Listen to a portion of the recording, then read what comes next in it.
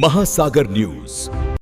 शिंदे गटाचे 25 ते 30 आमदार आणि अजित पवार गटाचे साधारण तेवढेच आमदार हे विशिष्ट वेगळा गट करून भारतीय जनता पक्षामध्ये विलीन होण्यासंदर्भातली कार्यवाही पूर्ण झालेली आहे. बघा, मी वारंवार आपल्याला हे सांगतो, त्यांचे एक स्वतंत्र पक्ष आहे.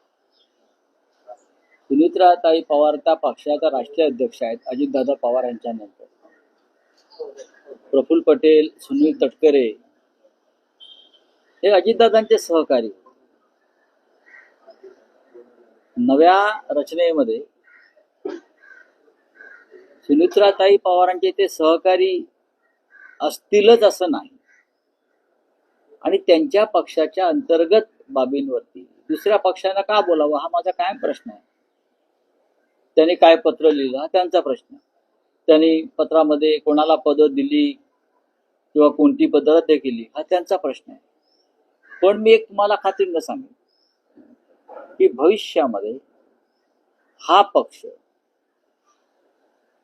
25 ते 30 आमदारांसह भाजपामध्ये विलीन होईल.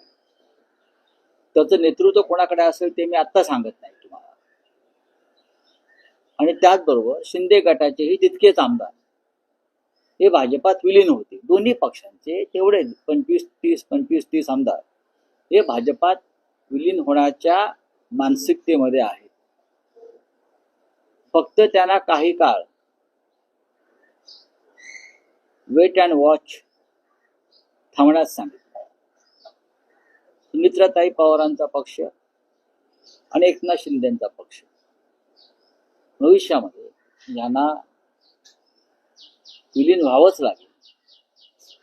आता काल पुन्हा एकदा, आजचा आपण अगदी वाचला असेल, काल पुन्हा एकदा सुप्रीम कोर्टानं 1 तारखेला सुनावणी घेणार होते शिवसेना पक्ष आणि चिन्हाबाबतीत.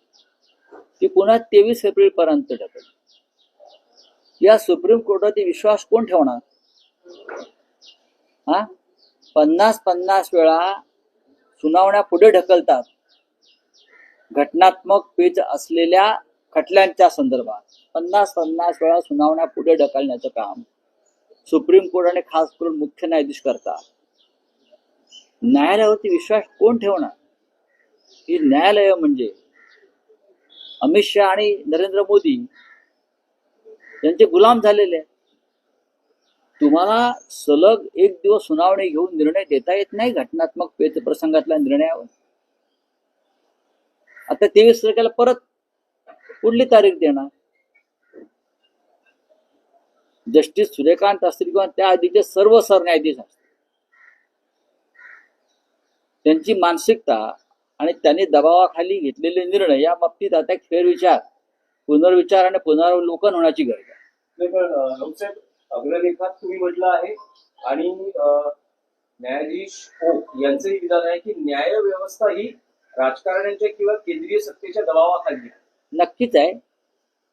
तसं नसतं तर गौतम अडाणीच्या संदर्भात इतके खटले सुप्रीम कोर्टापर्यंत पोहोचले आणि एकाही खटल्यामध्ये गौतम अडाणी हारले नाही. एकाही खटला. शिवसेनेचाच खटला जर तुम्ही घेतलात, खरी शिवसेना किंवा खरी राष्ट्रवादी काँग्रेस, गेल्या 4 वर्षापासून तारखांवर तारखा पडल्या, सुनावणी पूर्ण झाली, अंतिम सुनावणीसाठी वेळ मागितला जातो, अंतिम सुनावणीसाठी. पण अशा संविधानिक पेच असलेल्या प्रसंगात सुद्धा, खटल्यात सुद्धा सर्वोच्च न्यायालय हे खटले गांभीर्याने घेत नाही. का? कोणाचा दबाव तुमच्यावर? आपण देशाचे सर्वोच्च सरन्यायाधीश